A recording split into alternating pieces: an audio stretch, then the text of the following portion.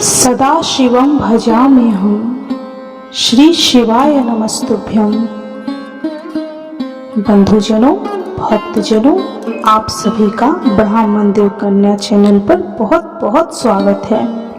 सावन मास में शिव महापुराण की महिमा सुनना सभी तरह के पुण्य फल देने वाला है। आपके जीवन में जो भी बाधाएं हैं, जो भी समस्याएं हैं, उन सभी का समाधान इस शिव पुराण महात्म्य कथा सुनने से हो जाएगा। बंधुजनों, भक्तजनों, यदि आप इस कथा महात्म्य को ध्यान पूर्वक एकाग्रचित होकर सुनते हैं या शेयर करके किसी और को भी सुनाते हैं, आपके जीवन में सुख, शांति और समृद्धि होगा। भगवान महाकाल, महाकालेश्वर शिव जी, महादेव आपकी सभी दुखों का, सभी समस्याओं का अंत करेंगे। तो भक्तजनों, बंधुजनों, चलिए शिव महापुराण की कथा शुरू करते हैं। आज हम शिव महापुराण के रुद्र संहिता के दूसरे खंड का 26वां अध्याय का श्रवण करेंगे। इस अध्याय में हम प्रजापति दक्ष का भगवान शिव जी को श्राप देने की कथा सुनेंगे। तो चलिए कथा प्रारंभ करते हैं। बोलिए ओम नमः शिवाय, ओम नमः शिवाय, ओम नमः शिवाय।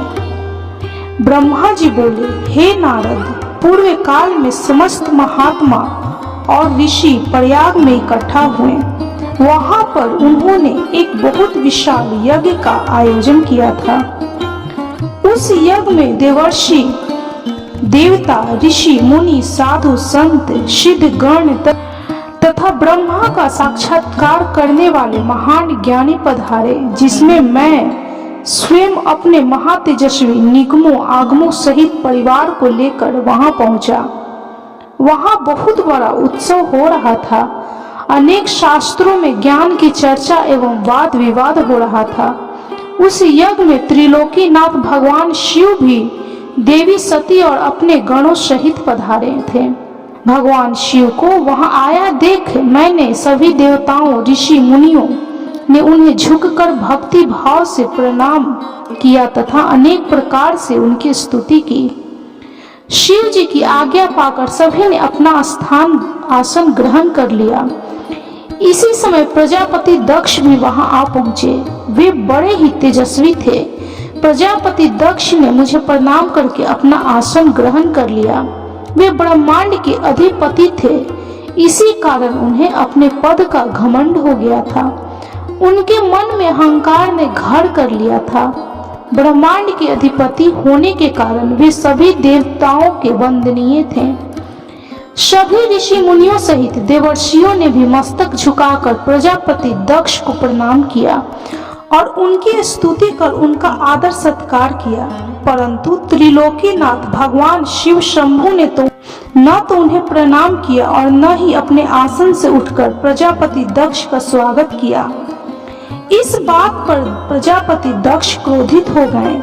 ज्ञान शून्य होने के कारण प्रजापति दक्ष ने क्रोधित नेत्रों से महादेव शिव जी को देखा और सबको सुनाते हुए उच्च स्वर में कहने लगे। प्रजापति दक्ष बोले, सभी देवता, असुर, ब्राह्मण, ऋषि, मुनि सभी मुझे नम्रता पूर्वक प्रणाम कर मेरे आगे सिर झुकाते हैं। ये सभी उत्तम भक्ति भाव से मेरी आराधना करते हैं, परंतु सदैव प्रेतों और पिशाचों से घिरा रहने वाला यह दुष्ट मनुष्य क्यों मुझे देखकर अनदेखा कर रहा है? श्मशान में निवास करने वाला यह निर्लज जीव क्यों मेरे सामने मस्तक नहीं झुकाता? भूतों पिशाचों का साथ करने के कारण यह क्या शास्त्रों की विधि भी भूल गया है? इसने नीति के मार्ग को भी कलंकित किया है। इसके साथ रहने वाले या इसकी बातों का अनुसरण करने वाले मनुष्य पाखंडी, दुष्ट और पाप का आचरण करने वाले होते हैं। वे ब्राह्मणों की बुराई करते हैं तथा स्त्रियों के प्रति आकर्षित होते हैं। यह रुद्र चारों वर्णों से पृथक और कुरूप है, इसलिए इस पावन यज्ञ से इसे बहिष्कृत कर दिया जाए। यह उत्तम कुल और जन्म से हीन है, अतः इसे यज्ञ में भाग न लेने दिया जाए। पुत्र क्रोध से विवेक समाप्त हो जाता है। प्रजापति दक्ष ने शिव के लिए अपशब्द कहते समय उसके परिणाम पर तनिक भी विचार नहीं किया। अहंकार के कारण वह शिव के स्वरूप को भूल गया। वह यह भी भूल गया कि आदि शक्ति ने जिसका तप द्वारा वर्णन किया है वह कोई साधारण मनुष्य, ऋषि या देव नहीं है। ब्रह्मा जी ने बोला, हे नारद, प्रजापति दक्ष की ये बातें सुनकर भृगु आदि बहुत से महर्षि रुद्रदेव को दुष्ट मानकर उनकी निंदा करने लगे। ये बातें सुनकर नंदी को बुरा लगा, उनका क्रोध बढ़ने लगा और वे प्रजापति दक्ष को श्राप देते हुए बोले कि हे महामूढ़ दुष्ट बुद्धि दक्ष, तू मेरे स्वामी देवाधिदेव महेश्वर को यज्ञ से निकालने वाला कौन होता है, जिसके स्मरण मात्र से यह यज्ञ सफल हो जाते हैं और तीर्थ पवित्र हो जाते हैं। तू उन महादेव जी को कैसे श्राप दे सकता है? मेरे स्वामी निर्दोष हैं और तूने अपने स्वार्थ की सिद्धि के लिए उन्हें श्राप दिया है और उनका मजाक उड़ाया है। जिन सदाशिव ने इस जगत की सृष्टि की, इसका पालन किया और जो इसका संहार करते हैं, तू उन्हीं महेश्वर को श्राप देता है। नंदी के ऐसे वचनों को सुनकर प्रजापति दक्ष के क्रोध की कोई सीमा न रही। वे आग बबूला हो गए और नंदी समेत सभी रुद्रगणों को श्राप देते हुए बोले, अरे दुष्ट रुद्रगणों, मैं तुम्हें श्राप देता हूँ कि तुम सब वेदों से बहिष्कृत हो जाओ, तुम वैदिक मार्ग से भटक जाओ और सभी ज्ञानी पुरुष तुम्हारा त्याग कर दें। तुम शिष्ट आचरण न करो और पाखंडी हो जाओ। सिर पर जटा, शरीर पर भस्म एवं हड्डियों के आभूषण धारण कर मद्यपान शराब का सेवन करो।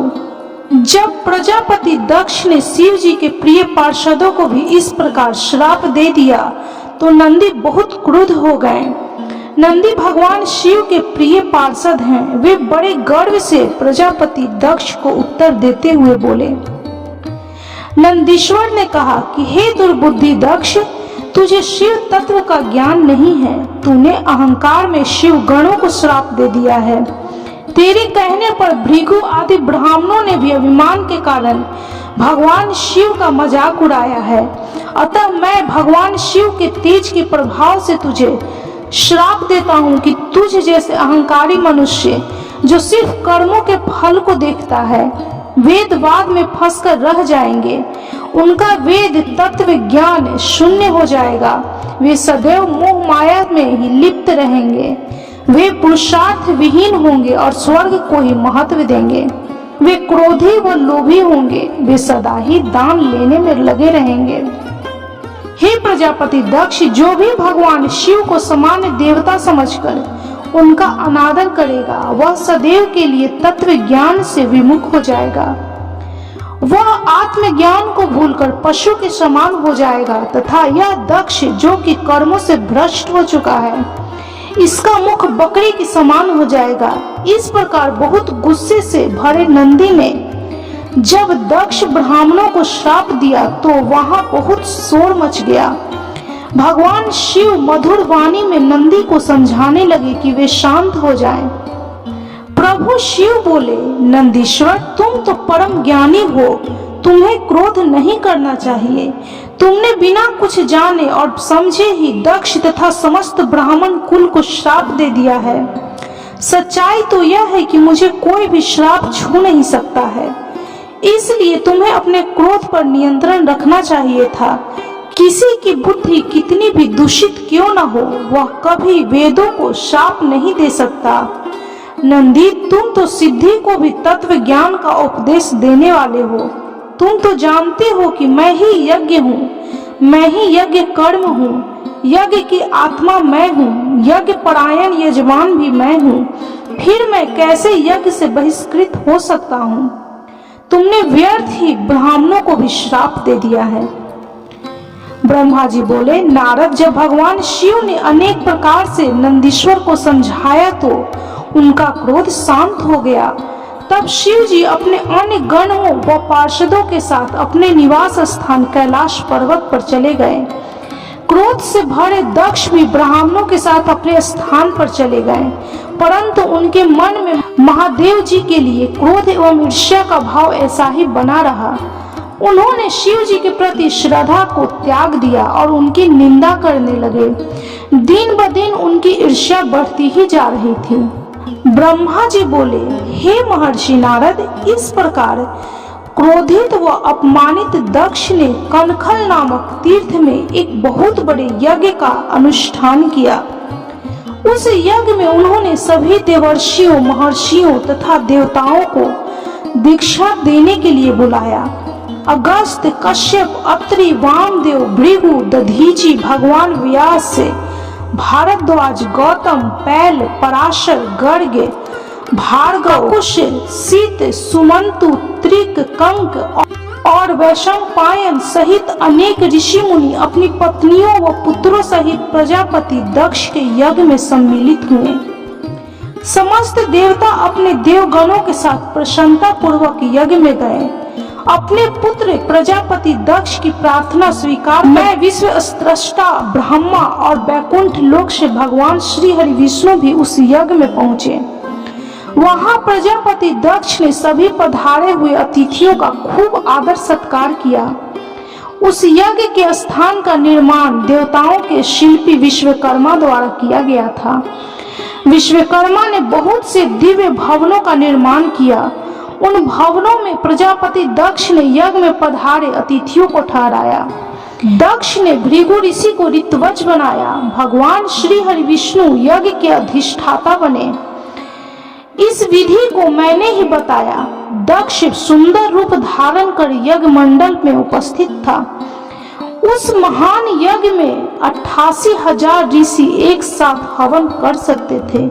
64,000 देवर्षि मंत्रों का उच्चारण कर रहे थे। सभी मग्न होकर वेद मंत्रों का गान कर रहे थे। प्रजापति दक्ष ने उस महायज्ञ में गंधर्वों, विद्याधरों, सिद्धों, 12 आदित्यों व उनके गणों तथा नागों को भी आमंत्रित किया था।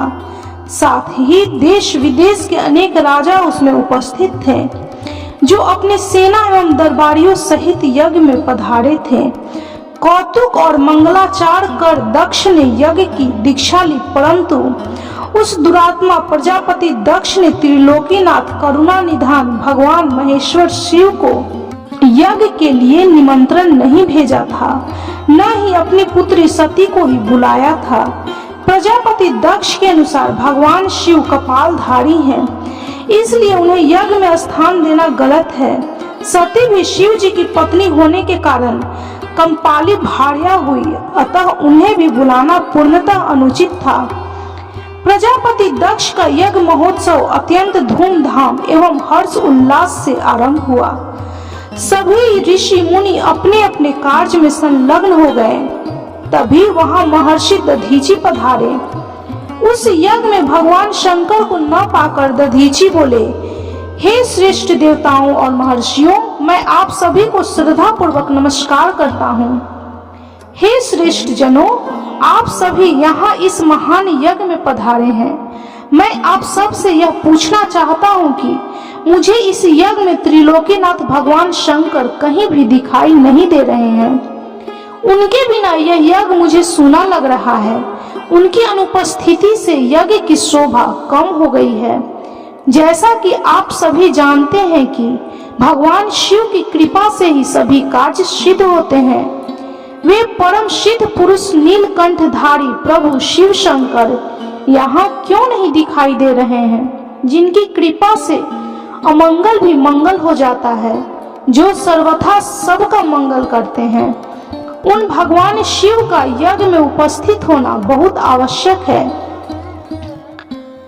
इसलिए आप सभी को यज्ञ के सकुशल पूर्ण होने के लिए परम कल्याणकारी भगवान महेश्वर शिव को अनुनय विनय कर इस यज्ञ में लाना चाहिए, तभी तो यज्ञ की पूर्ति हो सकती है।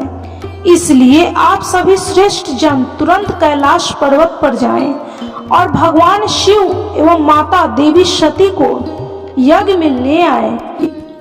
उनके आने से यह यज्ञ पवित्र हो जाएगा। वे परम पुण्यमयी हैं। उनके यहाँ आने से ही यह यज्ञ पूरा हो सकता है।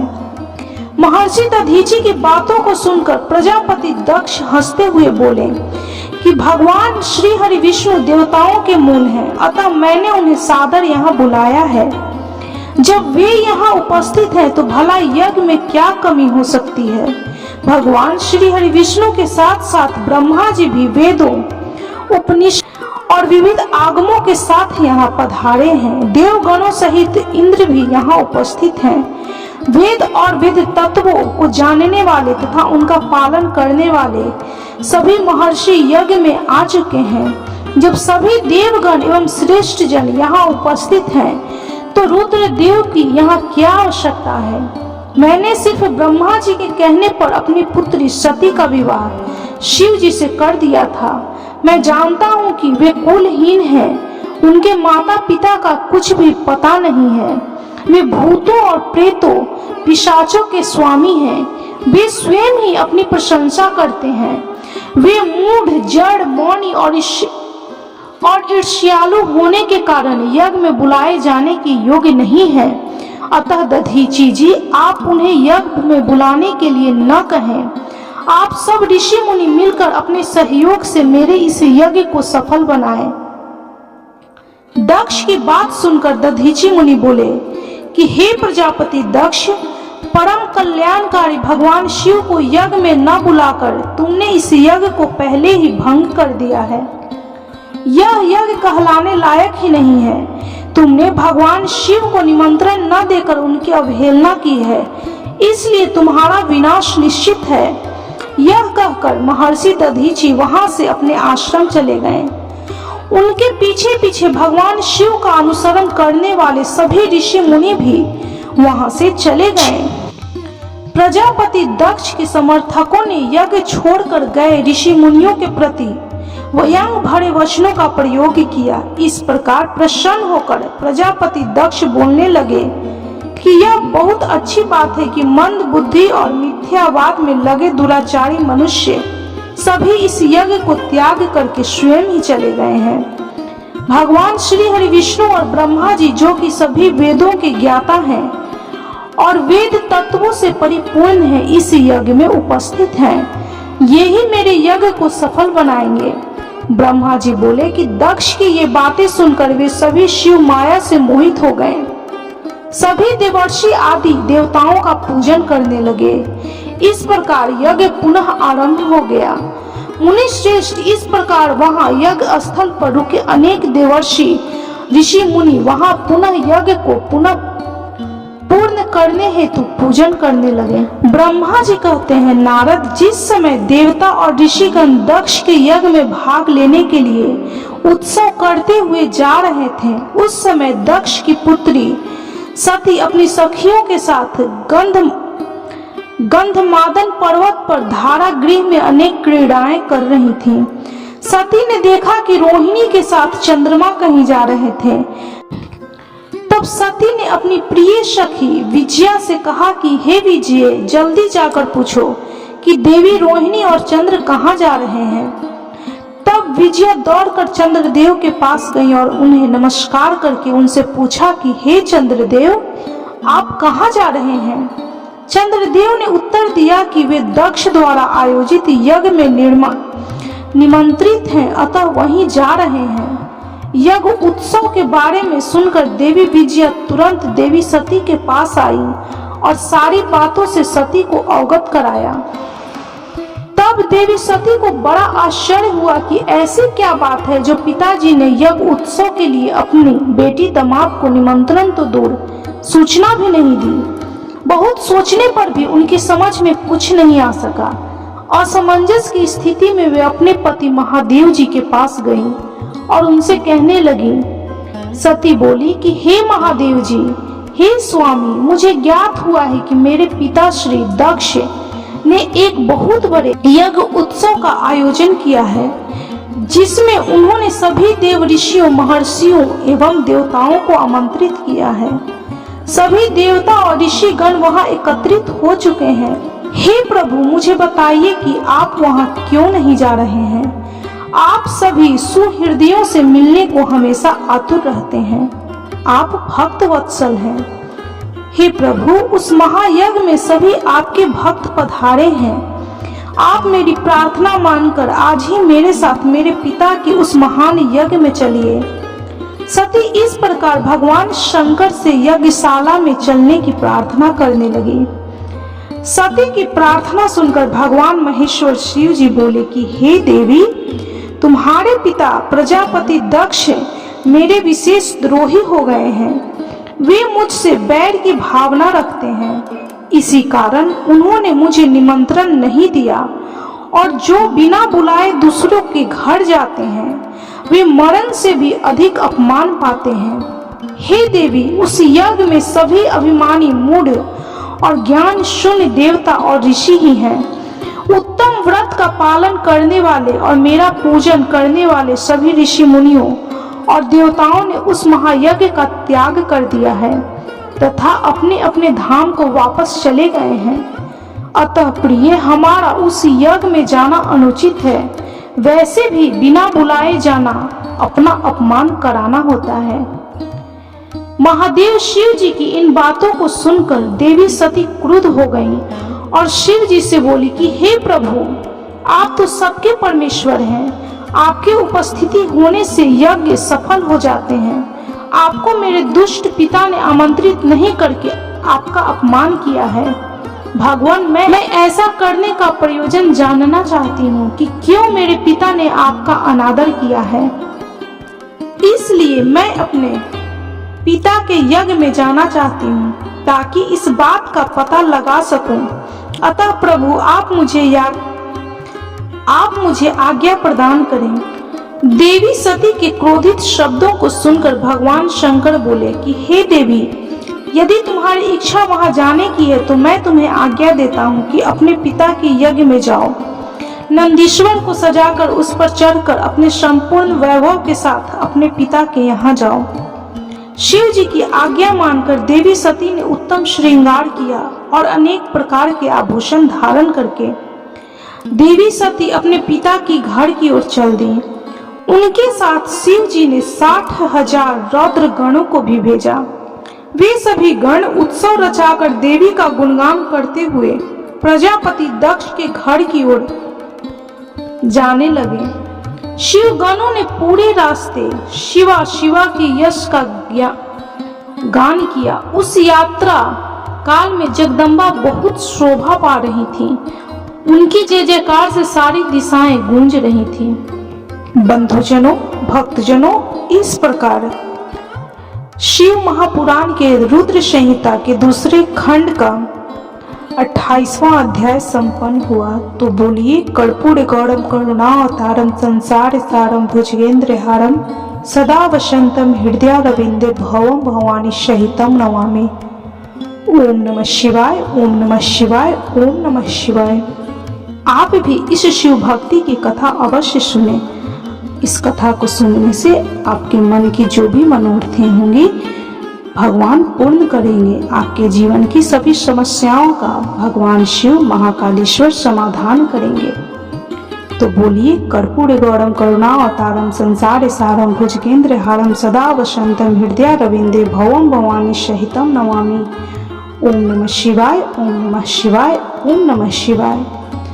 भक्तजनों, बंधुजनों, यदि आपको शिव महापुराण की यह कथा अच्छी लगी हो तो कृपया वीडियो को लाइक, शेयर और सब्सक्राइब जरूर करें और कमेंट में हर हर महादेव, ओम नमः शिवाय, जय महाकाल जरूर लिखें।